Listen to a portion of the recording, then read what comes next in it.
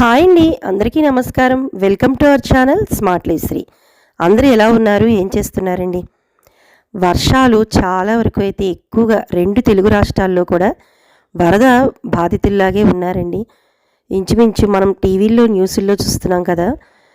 Vijayawada side, Khammam side అయితే పూర్తిగా అయితే మునిగిపోయినట్టుగా మనం ప్రతిరోజు కూడా ఒక గత 4 రోజుల నుంచి చూస్తూనే ఉన్నాం.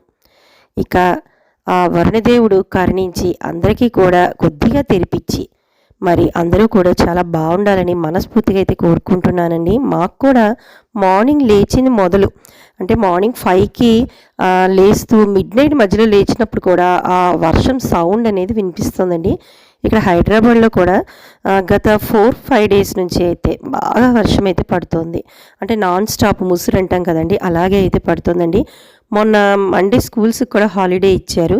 బట్ నిన్న మంగళవారం నాడు కొద్దిగా తెరిపించింది, కానీ ఈరోజు మాత్రం మళ్ళీ ముసురు అయితే ప్రారంభమైందండి. చలి కూడా కొద్దిగా ఎక్కువగానే ఉంది.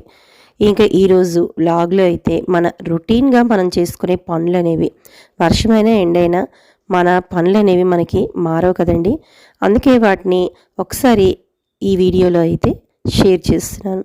సో మార్నింగ్ 5 o'clock అయితే లేచానండి. మార్నింగ్ ఇలా కొద్దిగా చీకటిగా అయితే ఉందండి. అంటే మామూలుగానే మనకి వెలుతురు అది వచ్చేలోపు ఇంటి లోపల చీకటిగానే ఉంటుంది.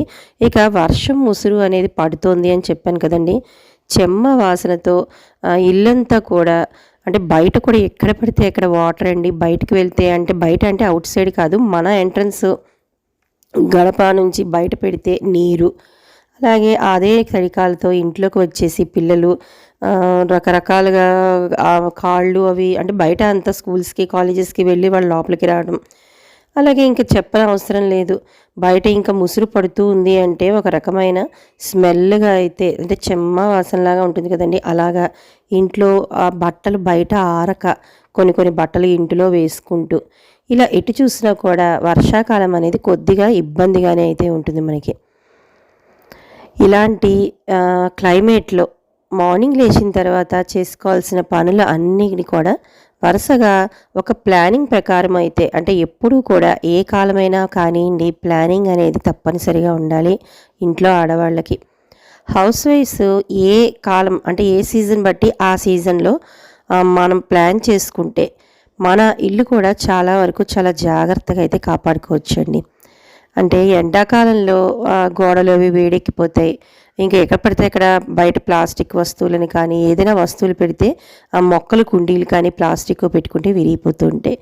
ఇంకా చలికాలంలో చెప్పాల్సిన అవసరం ఏముందండి, ఇందాక చెప్పుకునే విధంగా చెమ్మ పట్టేసి ఎక్కడ కొద్దిగా తడి ప్రాంతం ఉన్నా కూడా ఆ ప్లేస్ అంతా కూడా చిన్న చిన్న పురుగులతో పాకేసి ఆ ఇల్లంతా కూడా స్మెల్ వస్తూ ఉంటుంది బ్యాడ్గా. ఇలాంటి వాటిని అన్నిటినీ ఇంట్లో ఆడవాళ్ళకే తెలుస్తుందండి ఏ కాలం ఎలా ఉంచాలి, చలికాలం ఎలా ఉండాలి, వేసవికాలం ఎలా ఉంచాలి, అలాగే వర్షాకాలం ఇలాగా ఎప్పుడు వర్షాలు పడుతూ ఉండగా ఒక 4-5 రోజుల పాటు వర్షం పడుతూ ఉంటే ఇంటిని ఎలా శుభ్రంగా ఉంచుకోవాలి అనే చిన్న చిన్న చిట్కాలన్నీ కూడా మన ఆడవాళ్ళకే తెలుస్తాయి కదండి. అలాంటి చిట్కాలతో డైలీ రొటీన్ అనేది ప్రారంభించాను. ఇక ఎప్పుడులాగే బయట అయితే ముగ్గు అనేది వేసేసుకున్నానండి. మాకు ఎంత ముగ్గు వేసుకున్నా వర్షం నీరు మెట్ల మించి వచ్చేస్తూ కొట్టుకుని పోతుందండి అదంతా. ఇలాగైనా కాదు, నార్మల్గా కూడా చాక్ పీస్ వేసుకుంటే ఆరిన తర్వాత బాగుంటుంది, కానీ పెయింట్ వేసుకున్నంత అందంగా ముగ్గు అనేది వేసుకోవాలి అని ఒక చిన్న ప్రయత్నం అయితే చేశానండి. దాన్ని మీతో అయితే షేర్ చేస్తాను.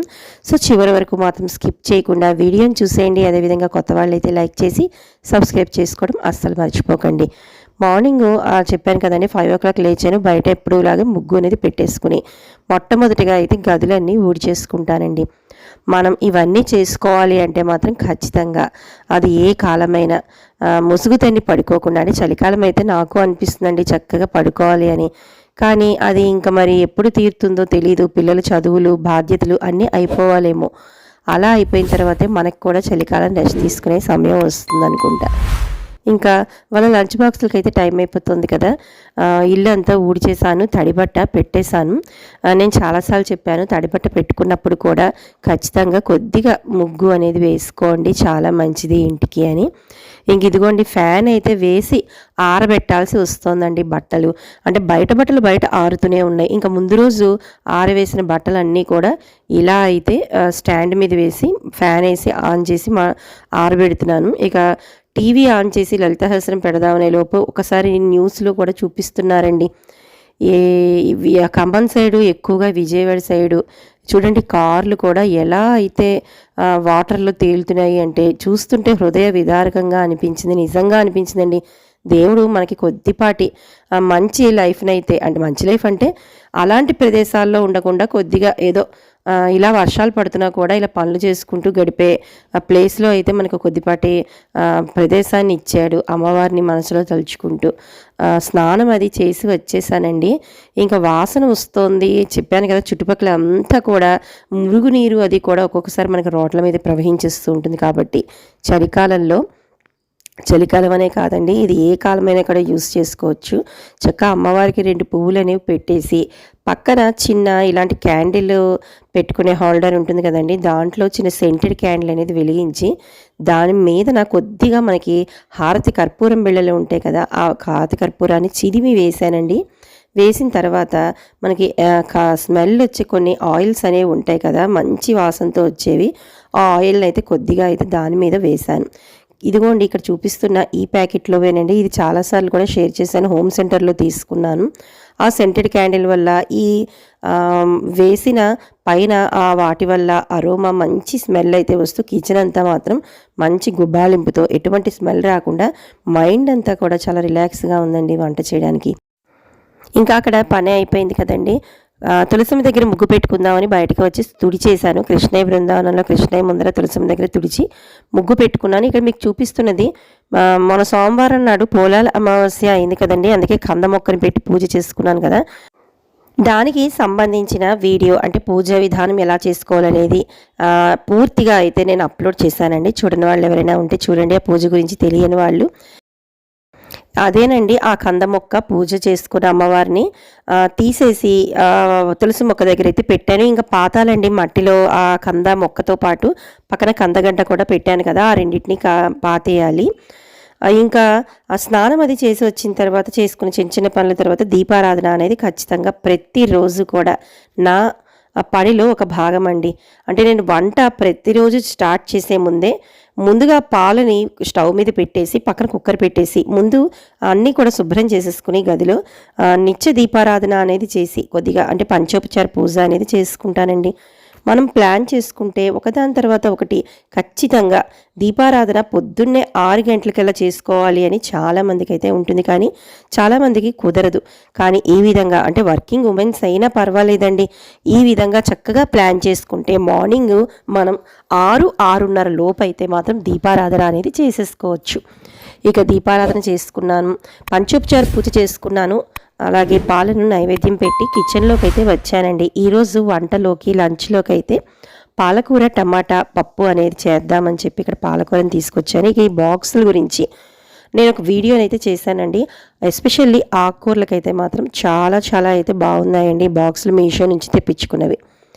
ఈ పాలకూర పప్పు టమాటా వేయడం కోసం అయితే పప్పునైతే ఈ విధంగా నానబెట్టుకున్నాను. నేను ఎప్పుడు చాలాసార్లు చెప్పాను, ఫ్రై చేసిన అంటే వితౌట్ ఆయిల్తో ఫ్రై చేసిన పప్పునే నేను వాడతానండి, చాలా బాగుంటుంది, టేస్టీగా ఉంటుంది, పిల్లల కడుపు నొప్పి కూడా రాదు అనే ఉద్దేశంతో కుక్కర్లో అయితే పప్పు రైసు కూడా పెట్టేశాను. ఇంకా పాలు అవి నైవేద్యం పెట్టాను కాబట్టి పిల్లలకి పాలు అనేవి ఆ కప్లో పోసి ఇచ్చేస్తున్నానండి. ఇంకా పాలకూర టమాటా పప్పును కూడా ఇక్కడ పూర్తి చేసేసిన తర్వాత వాటిలోకి ఇలాగా ఆనియన్ రింగ్స్ ఉంటాయి కదండి, వాటితో పాటు గుమ్మడికాయ ఉడియాలు, కొద్దిపాటి సగ్గుబియ్యం ఉడియాలు అయితే వేయించాను. ఇంకా దోశలు అయితే టిఫిన్లోకి వేస్తున్నాను. ఇదిగోండి మా పెద్ద అబ్బాయికి అయితే కొద్దిగా వైట్గా అయితే కావాలి, ఎక్కువగా కాల్చకూడదు దోశ అంటాడు. ఇక మా చిన్నవాడైతే కొద్దిగా రోస్ట్గా కలర్ఫుల్గా కావాలి, దోశ వైట్గా వద్దు అంటాడు. ఇలా పిండి ఒకటైనా కూడా ఎవరికి ఎలా కావలిస్తే అలా అయితే మనం దోశలు అయితే వేసిస్తే అందరూ కూడా చాలా తృప్తిగా తింటారు కదండి. ఇలా ఈరోజు టిఫిన్లోకి అయితే దోశలు అనేది వేసి ఇందాకడ చేసిన టమాటా పాలకూర పప్పు వాటికి కాంబినేషన్‌గా వడియాలతో అయితే పెట్టి పిల్లలకి లంచ్ బాక్స్ అనేది ఇచ్చేసానండి. కొద్దిగా పెరుగన్నం కూడా ఇచ్చేసాను. ఇలా నాకు వాళ్ళకి లంచ్ బాక్స్ ఇచ్చే టైం కల్లా ఆల్మోస్ట్ నేను మార్నింగ్ నుంచి చూపించాను కదండీ! ప్రతి పని అంటే ఇంటి శుభ్రంతో పాటుగా, దీపారాధనతో పాటుగా అలాగే ఇంటిని తుడుచుకోవడం, తడిబట్ట పెట్టుకోవటం అన్ని పనులు కూడా అయిపోయాయండి. ఇలా కానీ మనం ప్లాన్ చేసుకుంటే ప్రతిరోజు కూడా మనకి ఈ పని అనేది పెండింగ్ అనేది ఉండదు. వాటికి అంటే నేను స్నానానికి ముందరే మిషన్లో బట్టలు కూడా ఆన్ చేసేసుకుంటాను కాబట్టి అవి కూడా ఉతికేసి ఉన్నాయండి. ఈ వర్షమైనా కూడా మనం ఆరబెట్టుకోవడం అనేది తప్పదు కదా, బట్టలు అనేవి డైలీ వస్తూనే ఉంటాయి. ఇక వాళ్ళకి బాక్సులు అయిపోయిన తర్వాత ఇప్పటి నుంచి నా దినచర్య అనేది స్టార్ట్ అవుతుందండి. మార్నింగే అయితే నేను ఫస్ట్ కాఫీ అయితే తాగానండి. ఎంప్టీ స్టమక్‌తోనే జీలకర్ర, సోంపు అలాగే పక్కన ఎప్పుడైనా కూడా వాము, ఇంకా దాని వెనకాతలు చూపించాను కదండి. మనం అన్నం తిన్న తర్వాత చిన్న ఆమ్లా బౌల్స్ అనేవి ఉంటాయి కదా, వాటిని కూడా ఎదురుకుండా పెట్టుకుంటాను. ఇలాగా ఖాళీ కడుపుతోనే అయితే కొద్దిగా జీలకర్ర, సోంపు తినేసి కొద్ది గ్యాప్ ఇచ్చిన తర్వాత హాట్ వాటర్లో లెమన్ పిండుకొని కొద్దిగా పసుపు వేసుకుని గ్రీన్ టీ బ్యాగ్ అయితే వేసుకుని నేనైతే తాగేస్తానండి. ఇలా తాగేస్తేనే తర్వాతనే ఏ టిఫిన్ చేయడమైనా కూడా ఏదైనా కూడా టిఫిన్ అయితే మాత్రం మాననండి. ఒక్క పూజల పెద్ద పెద్ద పూజల్లో తప్ప నార్మల్గా అయితే టిఫిన్ అనేది ఖచ్చితంగా అయితే తింటాను. ఇక ఇందాకడ చెప్పాను కదండి, తడి బియ్యం పిండితో ముగ్గు అనేది ఎలా వేశాను అనేది మీకు ఒకసారి చూపిస్తాను, షేర్ చేస్తానని. ఇంకా నైటే అయితే ఒక చిన్న గ్లాసులో అయితే బియ్యం నానేసానండి. దాంట్లో జస్ట్ ఒక స్పూన్ మినప్పప్పును మాత్రం నానబెట్టుకున్నాను. వాటిని మిక్సీ చేసి మెత్తగా అయితే పిండిలాగా రుబ్బేశాను. ఇక ఈ తడిపిండి అంటే ఏం లేదండి, మనకి దోశల పిండికి అయితే మనం రేషియో ప్రకారం నానబెట్టుకుంటాం. దీంట్లో అయితే ఎక్కువ పాళ్ళు అయితే బియ్యం పిండే ఉంది. జస్ట్ మినప్పప్పు మాత్రం 1 స్పూన్ యాడ్ చేశాను. సో ఇక ఒక క్లాత్ పొడి బట్ట అనేది తీసుకుని మరీ పల్చగా కాకుండా మనకి ఇక్కడ చూపిస్తున్న విధానంగా అయితే పిండిని రుబ్బుకుని ఆ క్లాత్లో ముంచి మనకి కొద్ది కొద్దిగా ముగ్గు అనేటప్పుడు వేసేటప్పుడు చూడండి ఒక వేలితో మనం వేసుకుంటూ ఉంటాం కదా. అంటే నాకు పెద్దగా ముగ్గులు అయితే మాత్రం మరీ ఎక్కువగా రావండి, కానీ బాగా మెలికల ముగ్గులు వచ్చిన వాళ్ళకైతే ఇప్పుడు ఈ చూపిస్తున్న ఈ తడి బియ్యం పిండితో ముగ్గు వేసుకుంటే మాత్రం అచ్చం పెయింట్ వేసుకున్నట్టే వస్తుందండి. చాలా చాలా బాగుంటుంది. అంటే ఈ వర్షాకాలంలో మనం చాక్ పీస్తో వాటితో వేసుకుంటున్నా వీటన్నిటికన్నా అలాగే అలా వెళ్ళే వాళ్ళు వచ్చే వాళ్ళతో వేసుకున్న ముగ్గు అంతా చెరిగిపోకుండా రాబోయే పండగలు చాలా ఉన్నాయి. మనకి వినాయక చవితి ఉంది, అమ్మవారి నవరాత్రులు ముఖ్యంగా ఉన్నాయి. ఇలా ప్రతిరోజు కూడా చక్కగా మనకి గుమ్మం బయట కానీ లేదంటే తులసమ్మ దగ్గర కానీ దేవుని గదిలో కానీ ఇలా కానీ ఇక్కడ చూపిస్తున్న విధానంలో మీరు చూసారా, ఆ క్లాత్ ముంచినా కూడా ఫింగర్తో మనం కొద్ది కొద్దిగా ఆ బట్టని పిండుతూ ఉంటే మనకి ఆ ఫింగర్తో మనకి ఎలా కావాలంటే అలాగా మెలి తిరుగుతూ ఉంటుంది. బాగా మెలికల ముగ్గులు వచ్చిన వాళ్ళకైతే ఇది చాలా చాలా బాగుంటుందండి. నార్మల్గా చుక్కల ముగ్గులు కూడా పెట్టుకోవచ్చు. ఇలా కానీ మనం ముగ్గురు పెట్టుకుంటే అసలు మనకి నేను ఆరిన తర్వాత ఒక్కసారి మీకు చూపిస్తానండి. ఎంత బాగుంటుంది అంటే మనం పెయింట్తో పెట్టుకున్నామా ముగ్గు అన్నంత అందంగా అయితే ఉంటుందండి. మీకు ఇంకొద్దిగా సన్నగా వేసుకోవటం వస్తే మాత్రం ముగ్గు అనేది చాలా వరకు పెయింట్తో చెరగకుండా అయితే ఉంటుందండి. ఈ విధంగా మీరు కొద్దిగా దీనికి పెద్దగా శ్రమ కూడా పడాల్సిన అవసరం లేదు. అలానే ఎక్కువగా నానబెట్టుకోకుండా జస్ట్ కొద్దిగా బియ్యం పిండిని అంటే బియ్యాన్ని మనం నానబెట్టుకుంటే ఒక 4 రోజుల పాటు మనం దీన్ని ఫ్రిడ్జ్లో కూడా పెట్టేసుకుని వేసుకుంటే మాత్రం ఎప్పటికప్పుడు చక్కగా ఫ్రెష్గా మనం ఈజీగా కూడా రుబ్బుకోవచ్చండి. ఎక్కువ టైం కూడా పట్టదు. ఇప్పుడు చూసారు కదా, ఒకసారి ఆరిన తర్వాత మళ్ళీ చూపిస్తాను. ఇలా బ్లాక్ కలర్ స్టోన్స్ ఉన్న ఎంట్రన్స్ అవి ఉంటాయి కదండి, అక్కడైనా బాగుంటుంది. లేదంటే ఇప్పుడు నేను ఇక్కడ చూపిస్తున్నది మా బాల్కనీలోని ఇలాంటి టైల్స్ మీద కూడా చాలా చక్కగా అయితే కనిపిస్తుందండి. ఎంత బాగుందంటే చెప్పాం కదండి, మెలికల ముగ్గులు కానీ చుక్కల ముగ్గులు కానీ ఎలాంటి ముగ్గులైనా కూడా చెరిగిపోకుండా చాలా చక్కగా ఏం లేదండి, ఒక్కసారి బియ్యం పిండి రుబ్బిన వాటిలో ఈ క్లాత్తో ముంచుతూ మనం ఆ చేత్తో అలాగా మెలిపెట్టుకుంటూ కొద్ది కొద్దిగా మనం ఆ బట్టని పిండుతూ ఉంటే మన ఫింగర్కి అయితే ఆ పిండి అంటుకుని ఆ తడి పిండితో చాలా చక్కగా పెయింట్ వేసినట్టు బ్రషే మన ఫింగరే ఇక్కడ బ్రష్ అండి. అంత ఈజీగా అయితే ముగ్గులు వేసుకోవచ్చు. ఇంకా బాగా ముగ్గులు వచ్చిన వాళ్ళు బాగా వేసుకోవాలని ఒకసారి నాకున్న దీన్ని అయితే షేర్ చేస్తున్నానండి. నేనైతే ఈ విధంగా అయితే వేసుకుంటున్నాను.